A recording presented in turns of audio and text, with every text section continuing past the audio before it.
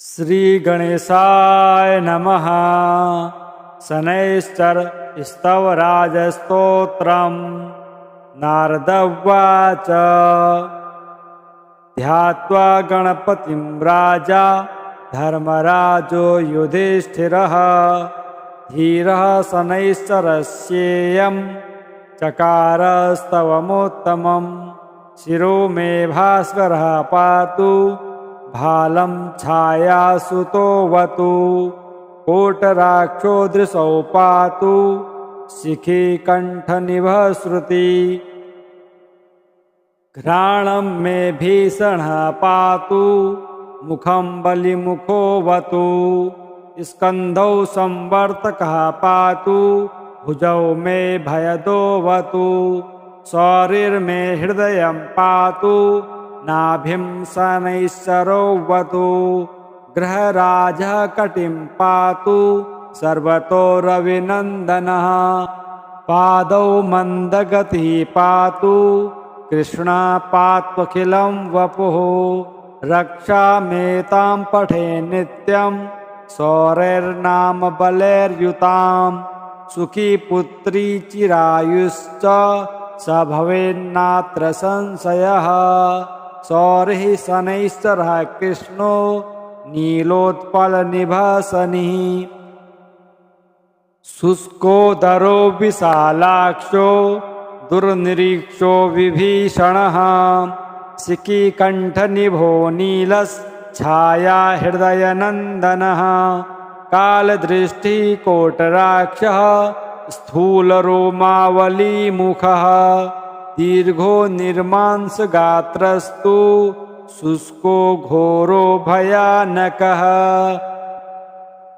नीलांशुक्रोदनो रौद्रो दीर्घ श्मश्रुर्जटाधरः। मन्दो मन्दगतिः खञ्जो तृप्तः संवर्तको यमः। गृहराजा कराली च सूर्यपुत्रो रविशशी। कुजो बुधो गुरुः काव्यो भानुजः सिंहिकासुतः। केतुर्देवपतिर्बाहु कृतान्तो नैऋतस्तथा। शशी मरुत्कुबेरश्च ईशानः सुर आत्मभूः। विष्णुर्हरो गणपतिः कुमारः काम ईश्वरः। कर्ता हर्ता पालयिता राज्येशो राज्यदायकः।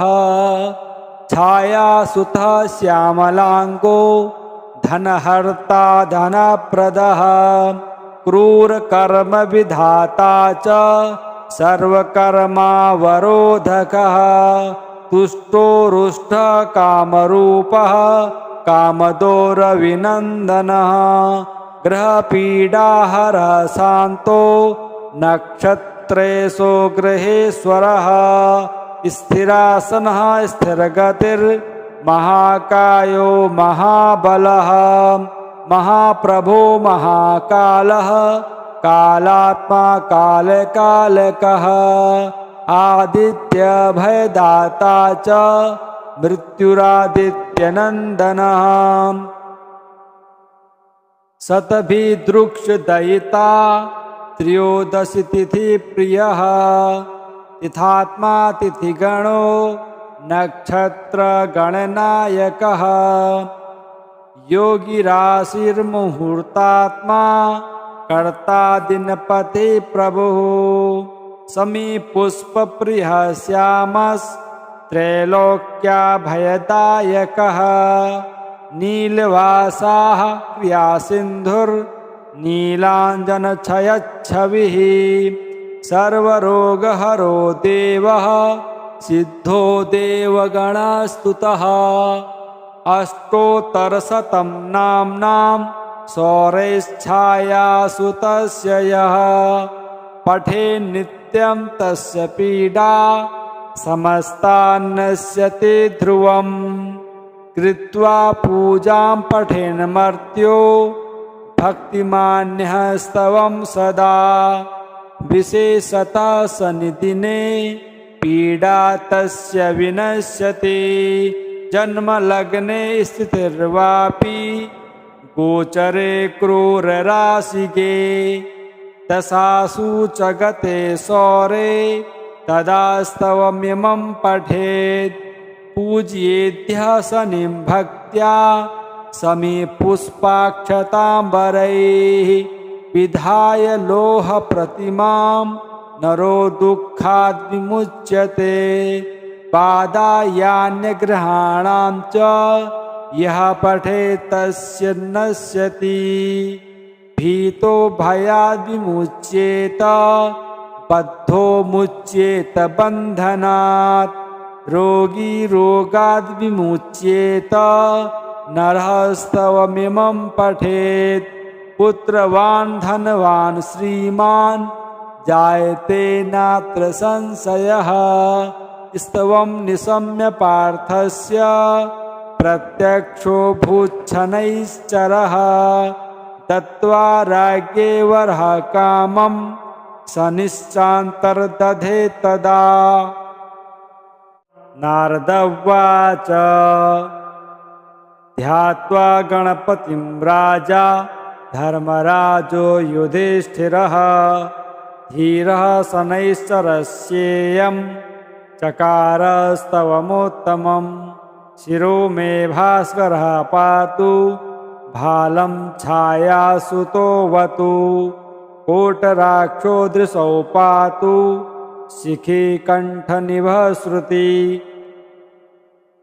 घ्राणं मे भीषणः पातु मुखं बलिमुखोऽवतु स्कन्धौ संवर्तकः पातु भुजौ मे भयदोऽवतु शौरिर्मे हृदयं पातु नाभिं शनैश्चरोऽवतु गृहराजः कटिं पातु सर्वतो रविनन्दनः पादौ मन्दगतिः पातु कृष्णा पात्वखिलं वपुः रक्षामेतां पठे नित्यं शौर्यैर्नाम बलैर्युतां सुखी पुत्री चिरायुश्च स भवेन्नात्र संशयः शौरिः शनैश्चरः कृष्णो नीलोत्पलनिभः शनिः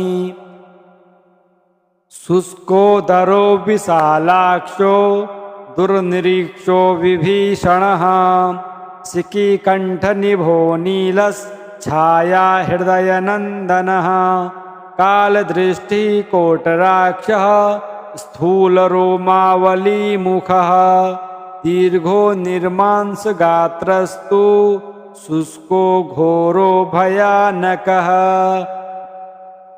नीलांशुक्रोदनो रौद्रो दीर्घ श्मश्रुर्जटाधरः मन्दो मन्दगतिः खञ्जो तृप्तः संवर्तको यमः ग्रहराजा कराली च सूर्यपुत्रो रविशशी कुजो बुधो गुरुः काव्यो भानुजः सिंहिकासुतः केतुर्देवपतिर्बाहु कृतान्तो नैऋतस्तथा शशी मरुत्कुबेरश्च ईशानः सुर आत्मभूः विष्णुर्हरो गणपतिः कुमारः काम ईश्वरः कर्ता हर्ता पालयिता राज्येशो राज्यदायकः छायासुतः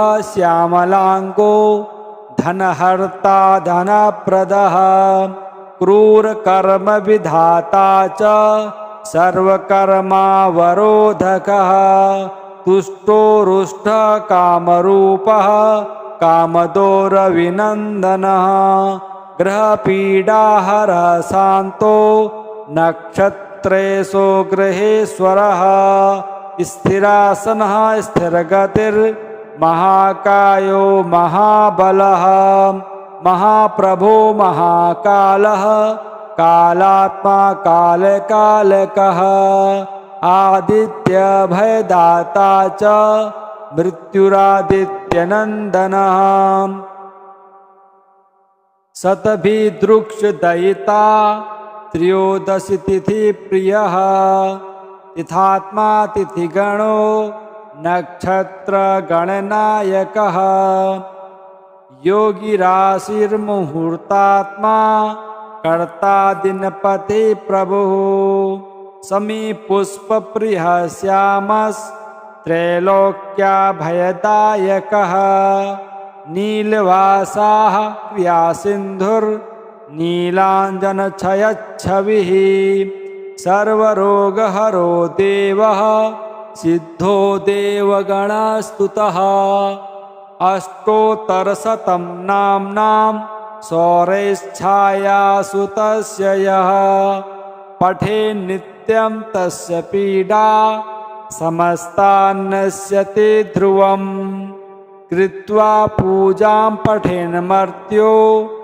भक्तिमान्यः स्तवं सदा विशेषतः शनिदिने पीडा तस्य विनश्यति जन्मलग्ने स्थितिर्वापि गोचरे क्रूरराशिगे दशासु च गते सौरे तदा स्तवमिमं पठेत् पूज्येद्यः शनिं भक्त्या समीपुष्पाक्षताम्बरैः विधाय लोहप्रतिमां नरो दुःखाद् विमुच्यते पादायान्यग्रहाणां च यः पठेत् तस्य नश्यति भीतो भयाद् विमुच्येत बद्धो मुच्येत बन्धनात् रोगी रोगाद् विमुच्येत नरः स्तवमिमं पठेत्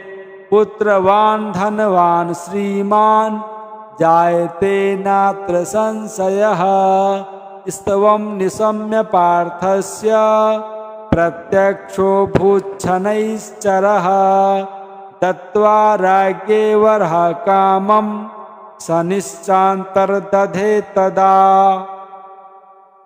नारद उवाच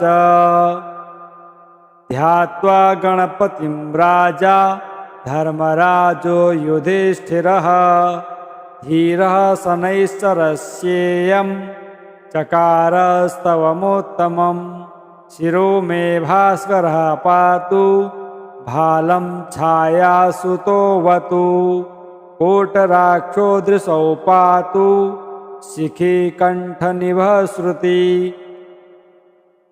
घ्राणं मे भीषणः पातु मुखं बलिमुखोऽवतु स्कन्धौ संवर्तकः पातु भुजौ मे भयदोऽवतु शौरिर्मे हृदयं पातु नाभिं शनैश्चरोऽवतु गृहराजः कटिं पातु सर्वतो रविनन्दनः पादौ मन्दगतिः पातु कृष्णा पात्वखिलं वपुः रक्षामेतां पठे नित्यं शौरैर्नाम बलैर्युतां सुखी पुत्री चिरायुश्च स भवेन्नात्र संशयः शौरिः शनैश्चरः कृष्णो नीलोत्पलनिभः शनिः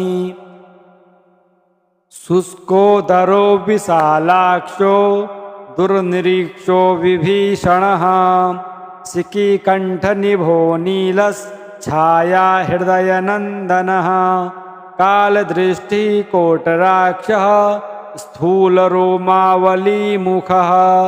दीर्घो निर्मांसगात्रस्तु शुष्को घोरो भयानकः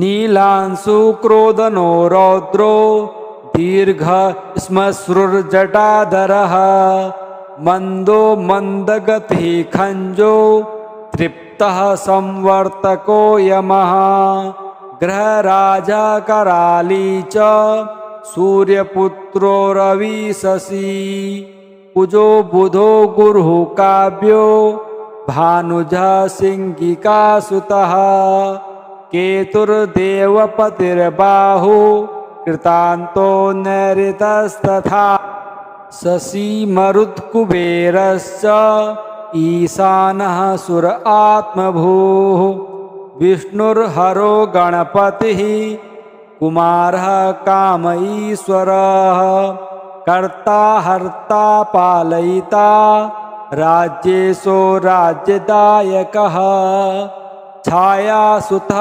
श्यामलांगो धनहर्ता धनप्रदः क्रूरकर्म विधाता च सर्वकर्मावरोधकः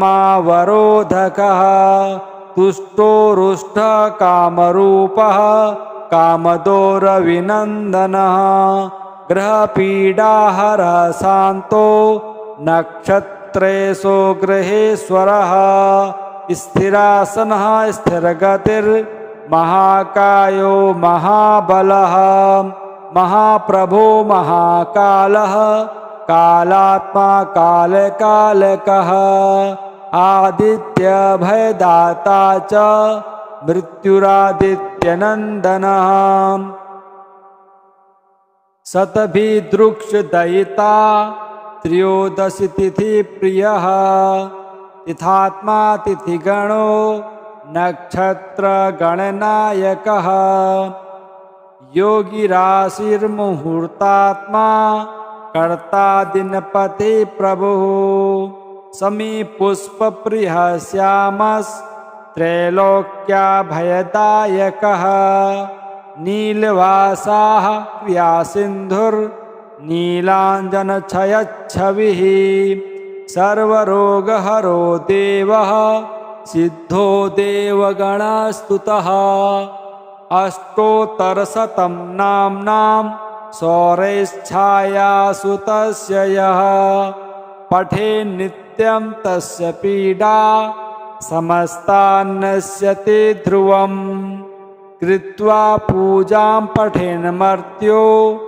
भक्तिमान्यः स्तवं सदा विशेषतः शनिदिने पीडा तस्य विनश्यति जन्मलग्ने स्थितिर्वापि गोचरे क्रूरराशिगे दशासु च गते सौरे तदा स्तवमिमं पठेत् पूज्येद्यः शनिं भक्त्या समीपुष्पाक्षताम्बरैः विधाय लोहप्रतिमां नरो दुःखाद् विमुच्यते पादायान्यग्रहाणां च यः पठेत् तस्य नश्यति भीतो भयाद् विमुच्येत बद्धो मुच्येत बन्धनात् रोगी रोगाद् विमुच्येत नरः स्तवमिमं पठेत्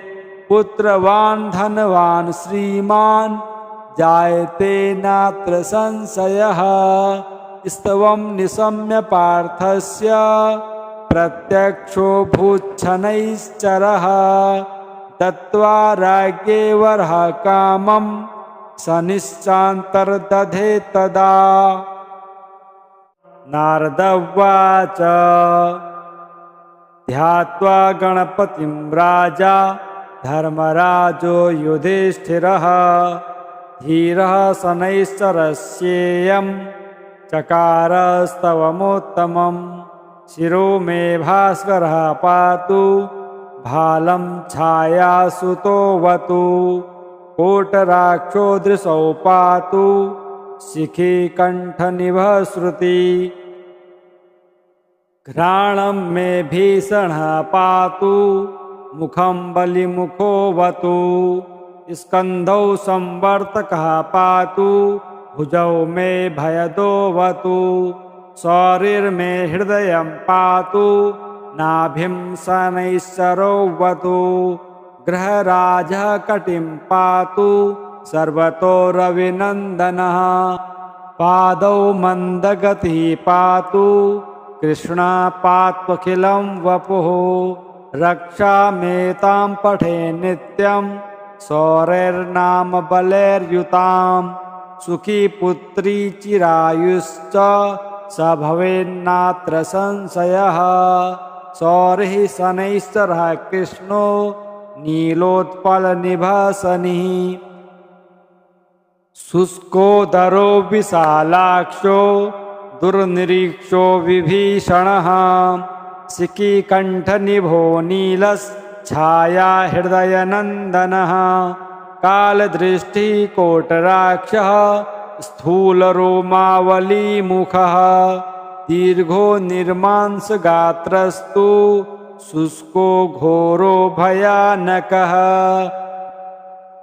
नीलांशुक्रोधनो रौद्रो दीर्घ श्मश्रुर्जटाधरः मन्दो मन्दगतिः खञ्जो तृप्तः संवर्तको यमः ग्रहराजा कराली च सूर्यपुत्रो रविशशी कुजो बुधो गुरुः काव्यो भानुजा सिंहिकासुतः केतुर्देवपतिर्बाहु कृतान्तो नैऋतस्तथा शशी मरुत्कुबेरश्च ईशानः सुर आत्मभूः विष्णुर्हरो गणपतिः कुमारः काम ईश्वरः कर्ता हर्ता पालयिता राज्येशो राज्यदायकः छायासुतः